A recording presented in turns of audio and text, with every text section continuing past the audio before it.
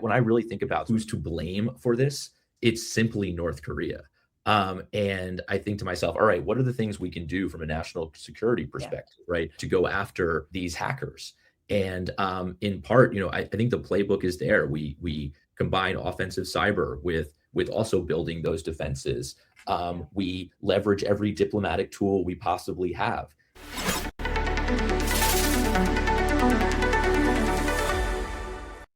Welcome to the Policy Protocol, a brand new show from CoinDesk that gives you a bite-sized overview of all the happenings in crypto law and policy from the past week. This is your espresso shot of everything you need to know to be in the know. I'm Renato Mariotti. I'm here with my co-host, Rebecca Rettig, COO and CLO of TRM Labs. And let's get right to our hot topic of the week. It is remarkable, Rebecca, what happened this week with Schwab crypto. I mean, I can't believe that we now have videos coming out from Schwab talking to their customers about Bitcoin as a potential investment. It is really amazing. And, one of the things we've talked about a lot in crypto is we want to bring millions on chain. And the one entity that is seemingly doing it, and I'll give some stats about Schwab's customers, is a TradFi player. So Schwab has, I think, 38.5, it's been reported, 38.5 million active brokerage accounts. It has total client assets of like almost $12 trillion in there. They have banking accounts. Like they have all sorts of types of customers who do all sorts of types of things with their assets. And so that this is available to nearly 40 million brokerage accounts. I mean, numbers should go up, but the price action aside, I really think this is sort of a big moment for crypto in that this is bringing, I'm from a small town in the Midwest where mostly farmers' factories and things like that. And I always think, when is crypto going to make it there? And I think this is the way it's going to happen. But Renato, what do you think are the implications on the legal and policy side for something like this?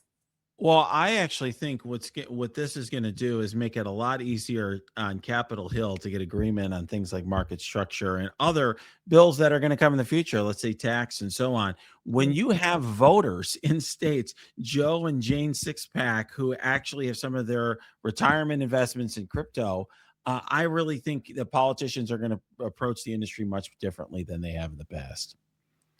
So let's shift to, I would say, another really important topic this week. I mean, Rebecca, a lot of people in the industry have been talking about Aave and Kelp DAO and real significant crisis that has occurred there. I gotta get your insights on this because you know more about DeFi than almost anybody. Yeah, this is a very hot topic, very much on the opposite side of things from Charles Schwab, and very unfortunate. A second major hack.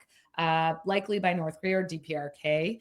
And, where and how this happened is very confusing from the composability aspect of DeFi, right? One of the things we really laud in DeFi is that you can create these Lego building blocks and things can plug into each other, but there are after effects when you do that. So Kelp DAO was its own protocol. There was a bridge through layer 0. It sounds like from the postmortems that some of layer 0's RPC nodes, which are just a system by way of which computers talk to each other. RPCs are not even blockchain specific. They've been around since the 1970s. Were exploited, and there was a one of one, what's called DVN. And that the DPRK or the hackers really were able to exploit the bridge there. But what happened is they took a lot of the RSE, which was being used as collateral in one of the pools on Aave too. And so when you don't have backing one-to-one with these receipt tokens or these wrapped tokens, you're going to have a shortfall in some way, shape, or form. So, this is not an exploit of code.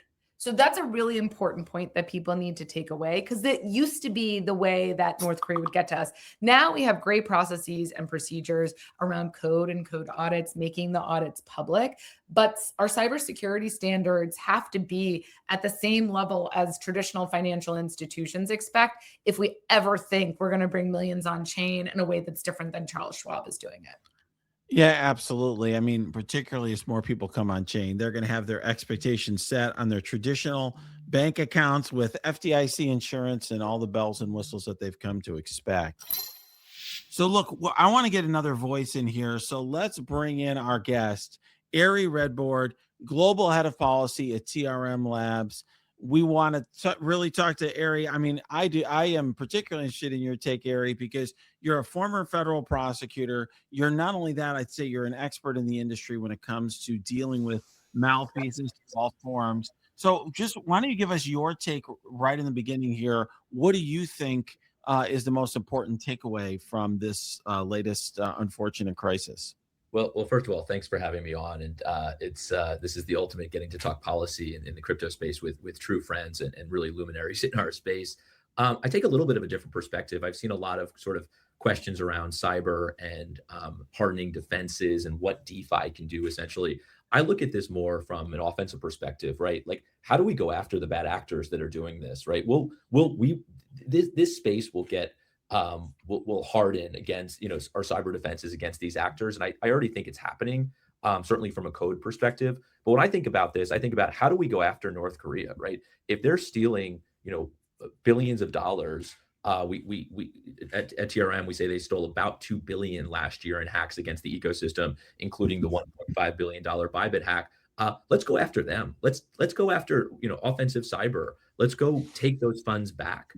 So to me, part of it is sort of this defensive piece, but the other part is how do we use every tool in our toolbox? Certainly to include crypto tracing and investigations and all of that. But really, what are the national security tools we can go after these cyber actors to use every possible tool that we have and every authority to go after these guys? Yeah, Ari, I have a bit of a spicy question, given how complicated this hack was. Is this a failure of DeFi, or is this a failure of bridges, or is this some other type of failure, right? Like, one of the things we saw come out today was the Bank Policy Institute did put, I don't know if you guys saw it, put out something that talked about how DeFi is failing because they don't have cyber standards. One, a little Johnny come lately, because I feel like people in the industry have been talking about this for years.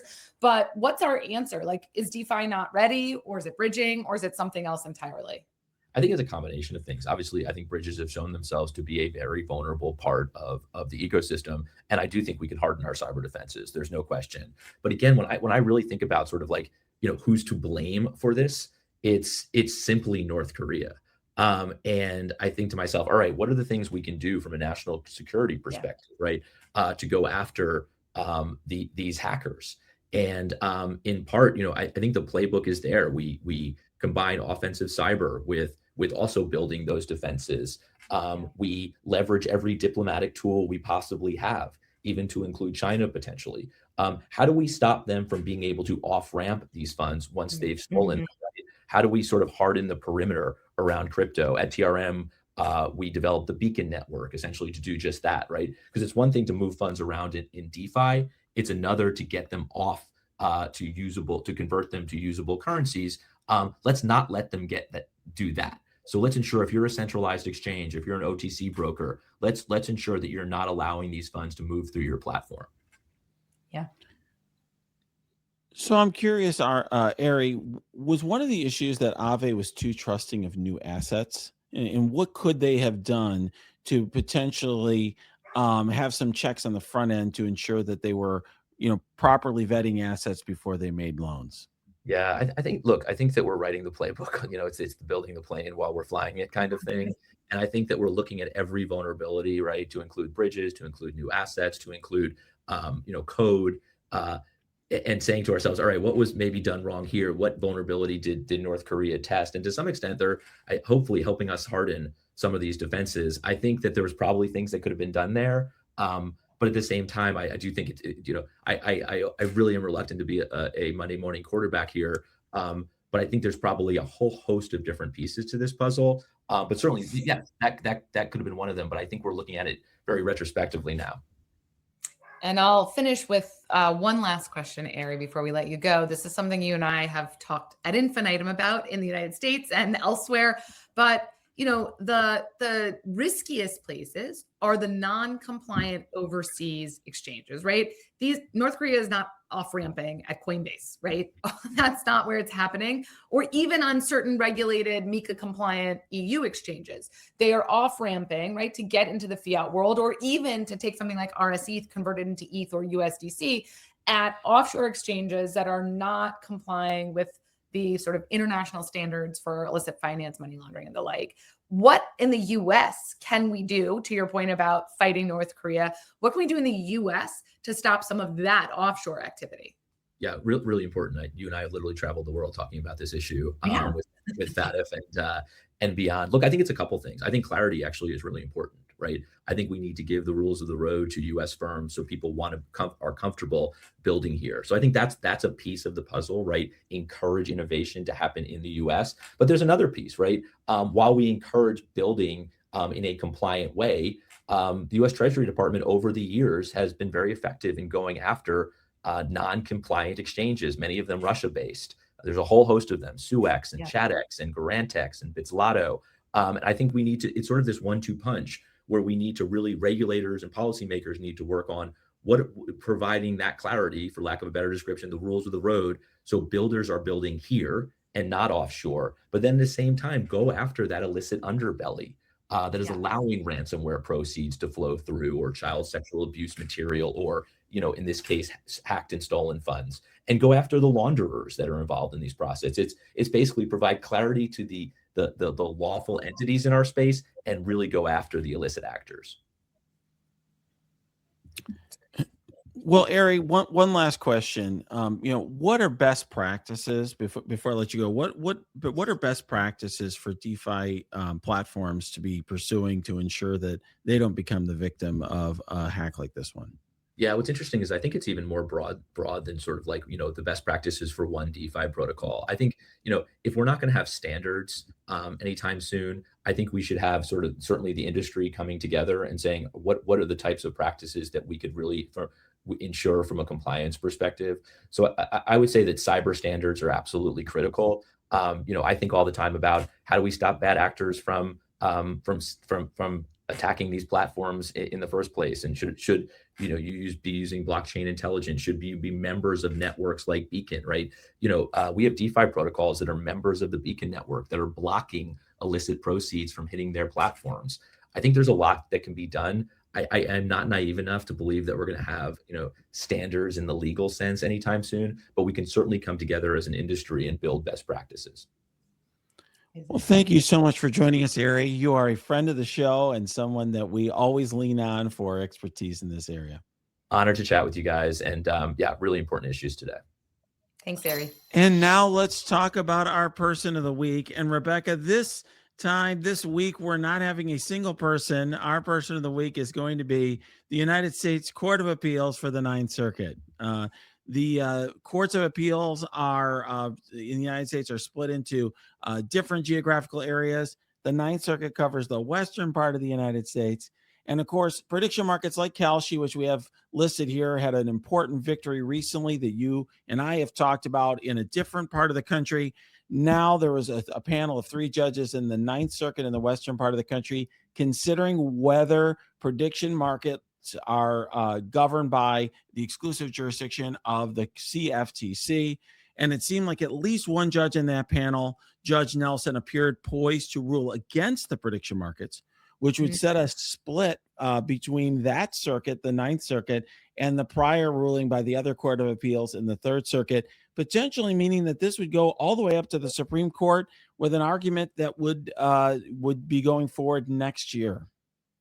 I think that's right. I will say we are continuing in our theme of choosing paternalistic figures because courts are often thought of as very paternalistic. So I'd like to keep this going from week to week. But in all seriousness, I think everybody has expected there to be a huge, a split in the circuits as to where things net out, right? Third Circuit all the way over here in New Jersey and similar types of states had the pro prediction market side. You're going to have the Western side be, anti-prediction market, and it will likely get teed up in the Supreme Court as you said, for next year. And, this issue though really permeates outside the US too, as to what are these prediction markets? They are definitely some new form of something. Are they insurance? Are they hedging mechanisms? Is it gambling? Is it, binary options? So there's still a lot to really net out on the prediction market side. So we will continue to have a lot to talk about here.